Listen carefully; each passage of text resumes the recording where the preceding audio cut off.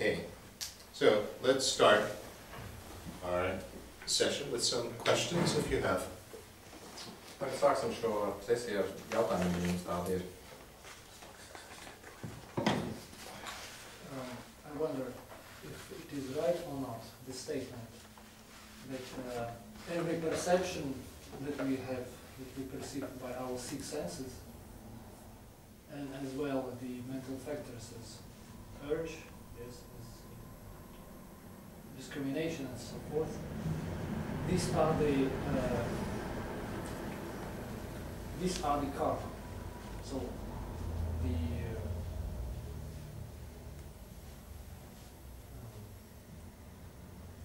the past accumulated karma, perception which I perceive by my six senses, this is karma. This is karma or not? Šeit jautājums ir tāds, vai, teiksim, tas ir kurš uztveres moments, ieskaitot, teiksim, šīs apziņas un šos mentālos faktors, vai tā ir karma? Well, actually, no. With karma, what we're talking about is simply the urge. Now, the urge will accompany sense perception or mental thinking, but the urge is a mental factor that accompanies it, and that's the karma. Patiesībā atbilde ir nē, jo, teiksim, šis tikai viens šis mentālais faktors, un tas ir šī dziņa, ir tas, ko mēs varētu runāt par karmu, un tas būs faktors, kas pavadīs, teiksim, šos uztveres momentus. There are several theories, different presentations of karma in Buddhism. Ir vairākas teorijas un dažādas, teiksim, prezentācijas attiecībā uz to, kas ir karma budismā. But according to the least complicated one, then karma is always this mental urge. Bet saskaņā ar visvienkāršāko no tiem, karma vienmēr ir šīs mentālā dziņa. So we have mental karma, and we have physical and verbal karma. Un mums ir mentālā karma, mums ir fiziskā un verbālā karma. With the mental karma, this will come first, usually. Un parasti mentālā karma tā ir tā, kas parādās pirmā. So, from various actions that are brought on by karma, we have various tendencies and positive and negative forces and so on, and they ripen into something. So what do they ripen into? They ripen into feeling like doing something, wishing to do something. Un no, teiksim, karmas stimulētām darbībām mēs iesaistamies kaut kādās darbībās, kas rada kaut kādus noteiktus rezultātus, un šie rezultāti pēc tam nobriest. Un kādā veidā viņi nobriest, tad viens no šiem nobriešanas veidiem ir šī mentālā dziņa. Then, what can follow from that feeling like doing something would be the mental urge to think to do it. Un no šīs, teiksim, dziņas, kad mums ir kā liekas, ka mēs kaut ko vēlētos tā kā darīt, nākošais būtu, teiksim, dziņa domāt par to, teiksim, kā to darīt, ir domāt par šo darīšanu. So, for instance, if we're talking about some destructive type of behavior, like yelling at somebody, scolding somebody. Piemēram, ja mēs runājam par kādu destruktīvu tipu darbību, piemēram, ja mums ir, teiksim, ir vēlme, teiksim, kliegt uz kādu, uzbļaut. We would, in some situation, I feel like scolding. You know, this person just said something or did something, and I don't like it, so I feel like scolding. So that ripens from previous tendencies to act like that. Un, to respond like that. Viens, teiksim, no šiem piemēriem ir, teiksim, ja kāds cilvēks kaut ko pasaka, kas mums nepatīk, tad mēs varētu, teiksim, pieķerties klāt un mēģināt viņu tā kā nostrostēt. Un šī dziņa, teiksim, vēlme strostēt šo cilvēku, un tā nāk no šīs karmas, tā nāk no, teiksim, šim iepriekš, teikt, uzkrātajām tendencēm. Then we would have the urge to think to do that. Un tad mums arī būtu dziņa domāt, teiksim, par šo, darīt to. Very often we'll have a train of thought, which says, you know, oh, I'm gonna yell at this person. When I see them next time, I'm going to scold them.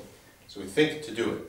Un Un bieži vien, teiksim, tā ir vesels, teiksim, tāda doma ķēde, teiksim, ka man ir, kad es domāju, teiksim, kad nākošā reize satikšu cilvēku, tad es viņu nosprostojuši. Tā kā tā ir, teiksim, mēs redzam šo veidu, kad mēs domājam par šo darīšanu. And there can be accompanying that an intention and some sort of either positive or negative emotion. The intention and this emotion, those together we call motivation. Un tad to varētu pavadīt, teiksim, mentālie faktori tādi kā nolūks un kaut kāda noteikta emocija.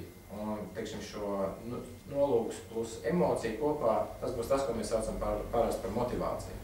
So the intention is to yell at the person. You know, that's what I'm going to do. And the urge is to think to do that. And the motivating emotion, the causal motivation, could be, for instance, I want to help correct them. You know, they're making mistakes and I really care about them. And so there's a compassionate aspect here. So that's our intention.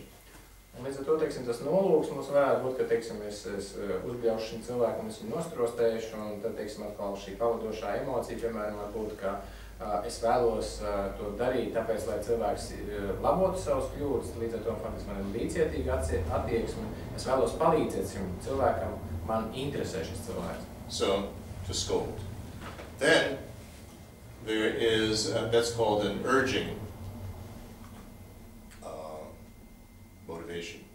Un tā būtu tāda, kā varētu teikt, well, an urging impulse, actually, an urging impulse. To varētu saukt par tādu mudinošo impulsu, dzenošo impulsu. Then there's an urged impulse. This would be the physical or the verbal karma. Un tad mums nākošais būtu kā šis dzenošais impulss, kas būtu verbāla vai fiziska karma jau. And this would be the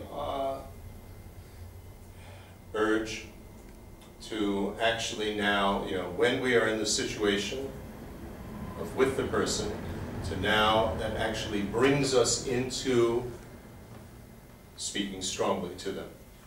Un tā būs, teiksim, atkal ziņa, kas mūs jau tajā situācijā, kad mums ir radusies šī vēlme nostrostēt cilvēku, uzbļaut šim cilvēkam, tā būs ziņa, kas mūs novedīs šajā situācijā, kad mēs jau uzbļausim, kad mēs nostrostēsim. So that was urged by this urging karma and the action that followed it, which was thinking.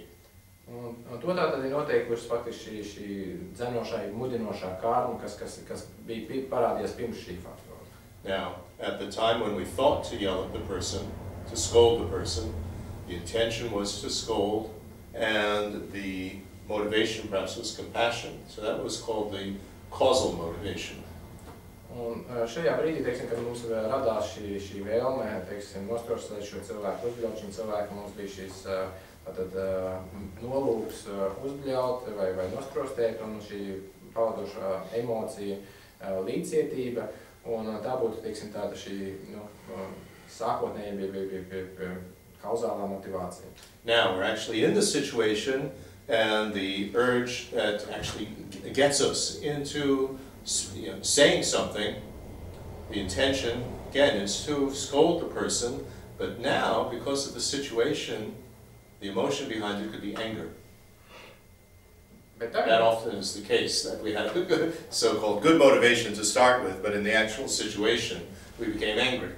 Bet tagad, kad mēs esam nonākuši teiksim, tajā reālajā situācijā, tad teiksim, mums joprojām teiksim, šīs nolūks ir uzbļaut šai personai vai nostrostēt šo personu, bet šajā brīdī mums atkal šī pavadošā emocija var būt dusmas. Tātad sākumā mums bija it kā šī pozitīvā sākotnējā motivācija, līdzcietība, bet tagad, kad mēs esam nonākuši jau reālajā situācijā, tad mums ir parādījušās dusmas kā pavadošā emocija. So that's called the contemporaneous motivation. It's contemporaneous, meaning it's at the same time when we're actually engaging in the action. Tad to varētu saukt par šī brīža, teiksim, motivāciju, teiksim, jo tā ir tajā brīdī, kad mums notiek šī darbība. And the urge and the intention and the accompanying emotion, all of that is going to continue because we need something that drives us to continue scolding the person, which now has become yelling at them. And eventually something is going to have to change there that is going to, the urge to stop yelling, to finish, and the motivation why we would stop yelling. So it's a continuing process. Un tad mums ir būtībā veidojās tāda procesa plūsma, teiksim, mums ir šī dziņa, teiksim, ļautības trostēt šo cilvēku, mums ir pavadošā emocija, un tā tas turpinās, teiksim, līdz kaut kādam brīdim, kad mums parādās, teiksim, dziņa pārtraukt šo darbību, pārtraukt šo trostēšanu, pārtraukt šo ļaušanu. And when we speak about the aftermath of that, and the karmic result of all of that, we can see because the motivation and the actual urge are separate factors here, they can have different results. So because we are yelling at the person, harsh words and so on, that could have one result, but if, let's say, the motivation was compassion, that would have a different type of result. Un šeit arī, ja mēs runājam, teiksim, jau par šīs darbības sekām, tad būtībā mēs arī redzam, ka tās ir arī atšķirīgas atkarībā no tā, kurš no faktoriem to iespaido, jo mēs redzam, ka, teiksim, šajā gadījumā mums ir bijusi šī sākotnējā motivācija, bijusi pozitīva līdzjūtība, bet, teiksim, šajā procesā, kas ir, teiksim, šī praktiskā darbība, tad mēs esam lietojuši skarbus vārdus, tas atkal rada citus karmiskos rezultātus. But you can see with this example that the motivation to think to do it and the motivation with which you actually do it could be quite different. Un šeit arī mēs redzam, ka ir šī atšķirība starp to motivāciju, kad mēs tajā brīdī, kad mēs tikai domājam par to, ko mēs darīsim, un atšķirība no tās, teiksim, motivācijas, kas mums bija tajā brīdī, kad mēs to reāli darījām. That is something that is quite important to understand concerning what we mean by motivation, when we use that in Buddhism. Set your motivation before a teaching. Well, that means both an intention and some accompanying emotion. So the intention is to reach enlightenment, to help others. That's the intention, and the emotion behind it is compassion. So the combination of that is what we call motivation in Buddhism. Often we think in the West that motivation is just the emotional aspect. Un te arī mēs redzam to, kas tiek saprasts budismā kā motivācija. Un motivācija tātad ir šis nolūks un to pavadošā emocija. Piemēram, arī mēs bieži vien runājam par to, ka, teiksim, ka pirms mācībām, piemēram, mums vajag radīt kuras prakses, mums nepieciešams radīt atbilstošo motivāciju. Un šajā gadījumā šīs tātad nolūks ir sasniegt apgaismību. Un, teiksim, atkal šī pavadošā emocija mums ir tāda līdzcietība, jo mēs gribam to darīt citu labā. Un līdz ar to, teiksim, kombinācija šis nolūks plus pavadošā emocija, tas ir tas, ko mēs budismā saprotam ar motivāciju. Un tas ir atšķirīgs no tā, kā dažkārt rietumos mēs interpretējam motivāciju, ar ko mēs saprotam tikai šo emocionālo pusi. With this explanation, karma is not the action. Karma is the mental factor, the urge that brings us into the action, and the action itself is the pathway that the urge leads to, the sequence of behavior that it leads to. Un līdz ar to arī šajā gadījumā, teiksim, karma nav darbība, nav pati darbība, bet tā ir, teiksim, dziņa, kas mūs pēc tam, teiksim, noved pie šīs darbības. Tas ir, teiksim, tā kā tā taka faktiski, kas mūs aizved uz šo darbību. And what we perceive at the time in which all of this is happening, that's not karma. Un tajā brīdī, ka mēs to, what we perceive at that time? Well, he asked the question, this perception, the karma. Un līdz ar to, teiksim, šī uztveres momenti, tas, teiksim, to, ko mēs uztveram, tā nav karma. But I think I figured out what you were trying to ask. After all of that, it's perhaps not at all interesting, but after all of that, we use the word karma in a very loose sense in the West. And so we would say, it's your karma that you saw this, or you met with an accident, or whatever. I think this is what you were asking. Un tagad beidot, es sapratu, ko jūs pat reāli jautājāt, un pēc visu šī garā stāstījuma par karmu, tad arī mēs varam runāt par to vienkārši, jo daudzos gadījumos rietumos mēs izmantojam karmas iedzienu tādā ļoti brīvā, nu, teiksim, plaši interpretējumā veidā, un līdz ar to, teiksim, daudzos gadījumos mēs arī sakām, nu, teiksim, tā bija tava karma nonākt šajā situācijā, tā bija tava karma ieraudzīt to vai citu lietu. No, it's after lunch and it's very hot, so I'm a little bit slow, sorry. Bet tas ir pēc pusdienām ir ļoti karsts, kāds strādā lēni. When in the West we use this word karma loosely, we also speak we call the result of karma. So now is our experiences, our perception, the result of karma. Un par cik mēs rietumos bieži vien runājam par karmu, arī saprotam, teiksim, tos karmas rezultātus, mēs arī saucam par karmu. Tad parādās tas jautājums, vai tas, teiksim, ko mēs izjūtam, to, ko mēs uztveram, vai tā ir karma. Vai tas nāk no karmas. For instance, I see you and listen to you asking a question. Piemēram, es redzu jūs un es dzirdu jūs uzdodam šo jautājumu. The fact that you walked into the room and asked me a question, that's not the result of my karma. I'm not responsible for that. You're responsible for that. Tas fakts, ka jūs ienācāt šajā telpā un uzdevāt šo jautājumu, tā nav mana karma. Teiksim, es neesmu atbildīgs par to, tā ir jūsu karma. You know, that may sound funny, but a lot of people misconceive karma like that. I was hit by a car, so it was my karma that you hit me, you know, with your car. It's not like that. Un patiesībā tas it kā šķiet smieklīgi, bet tā tas nav, jo dažkārt cilvēki to uztver nepareizi, jo, piemēram, ja gadījumā man notriekusi mašīna, tad es saku, ok, tā bija mana karma, kas lika tev notriekt mani. But what the karma ripens into is my experience of seeing you. So how is it that I experience seeing you walking into the room and asking a question? So that's from my karma, but you're actually walking into the room and asking the question as a result of your karma. Bet tas, kas nāk no manas karmas, ir tas, kā es uztveru, kā es redzu, teiksim, jūs ienākam šajā telpā un jautājat šo jautājumu. Tas nāk no manas karmas. Bet tas, ka jūs ienākat telpā un jautājat šo jautājumu, tas nāk no jūsu karmas. But don't over-exaggerate karma as the cause of what happens. That's only one factor involved. There's also the cause that somebody organized this course, that somebody built this building, somebody flew the airplane that brought me here, somebody invented the airplane. Many, many causes for seeing you. Mums nevajadzētu pārspīlēt, teiksim, šo karmas nozīmi visā notiekošajā, jo, teiksim, arī šajā faktā, ka es redzu jūs, ir tik daudzi citi faktori, kas to nosaka. Nu, pirmkārt, jau bija, teiksim, cilvēki, kas ir man uzaicinājuši, kas ir organizējuši šo pasākumu, bija cilvēki, kas ir uzbūvējuši šo ēku, šo telpu, bija kāds, kas vadīja lidmašīnu, kas man atved, tā kā te ļoti, ļoti daudz šo faktoru, kas nosaka šo faktu, ka es redzu jūs šajā brīdī. In the Buddhist analysis, actually, there's 20 different types of causes that are involved in what happens. Un budisma analīzē tiek izmantoti 20 dažādi, teiksim, cēloņu veidi, ar kuriem mēs tad analizējam par situāciju. Yeah. So, yes? So it's not my question, but the person who had to leave, but I think interesting one.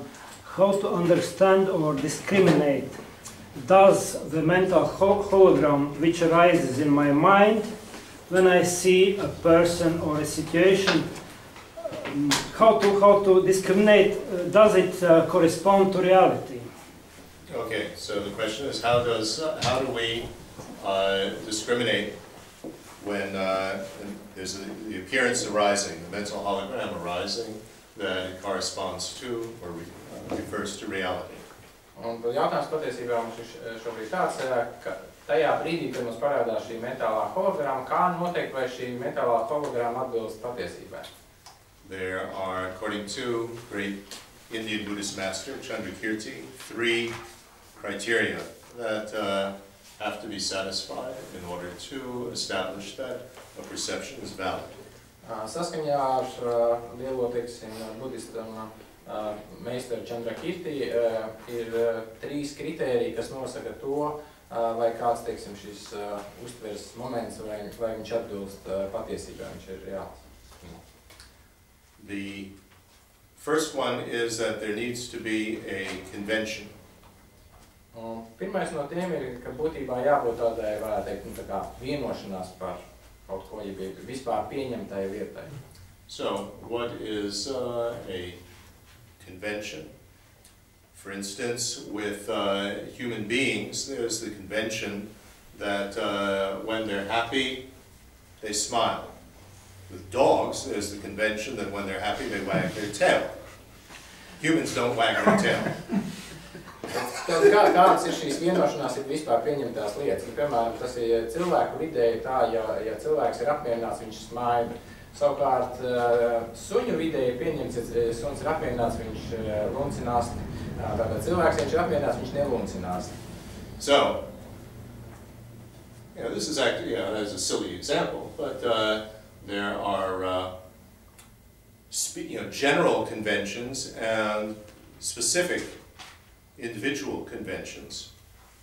This is why it's, when we talked about these ways in which our mental activity works, one of them is putting things together into a pattern, seeing that equally fits into a pattern. So there are certain patterns that are conventions.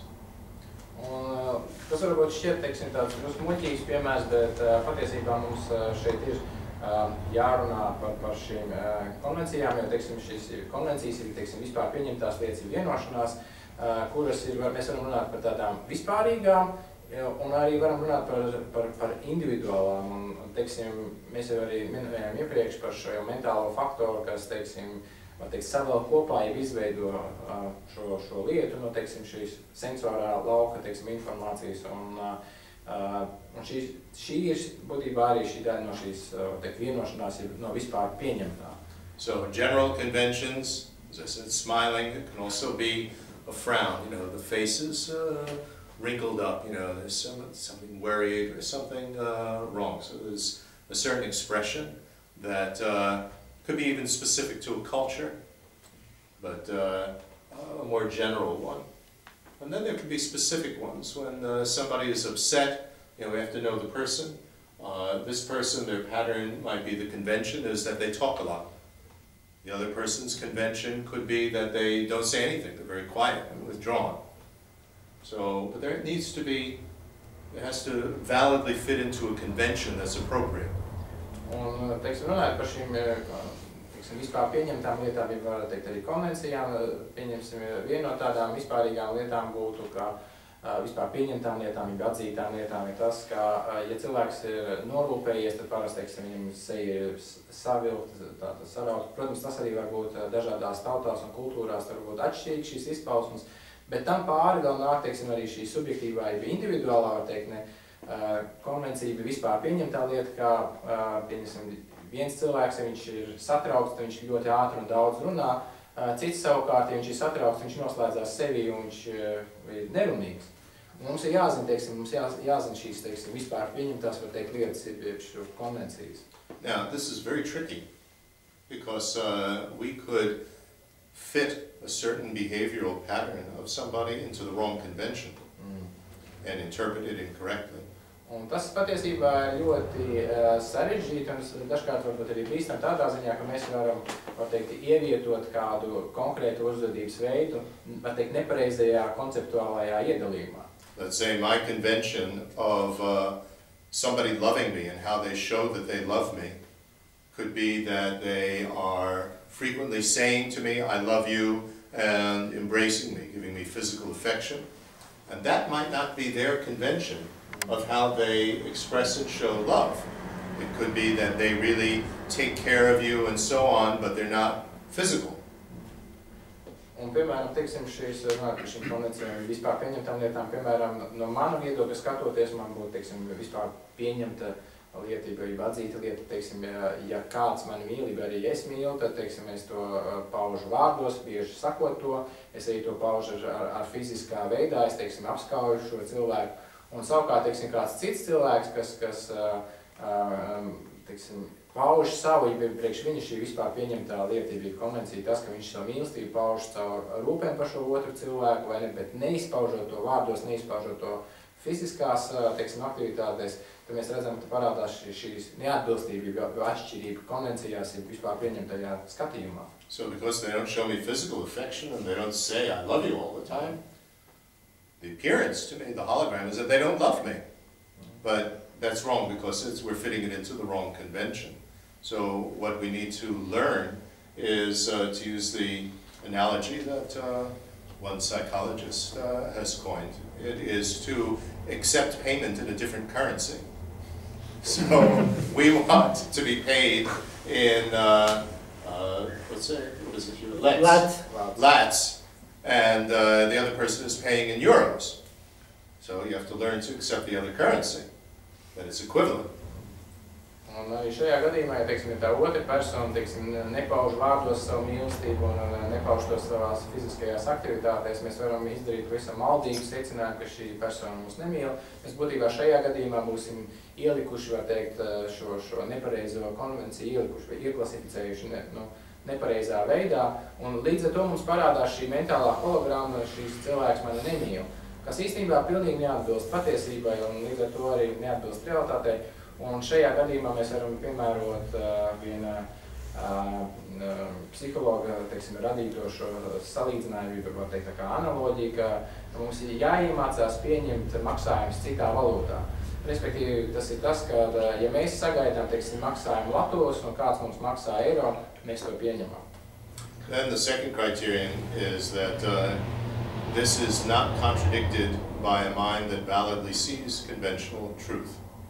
Un otrais kritērijs, teiksim, attiecībā uz atbilstību realitātei ir tas, ka nav, teiksim, pareizi uztverošs prāts, kurš apgāstu, teiksim, šo redzējumu. So, I thought I heard you say something, and I thought that you said something really nasty or whatever, but I didn't hear correctly. Because somebody else who heard it, and I asked you, please repeat what you say.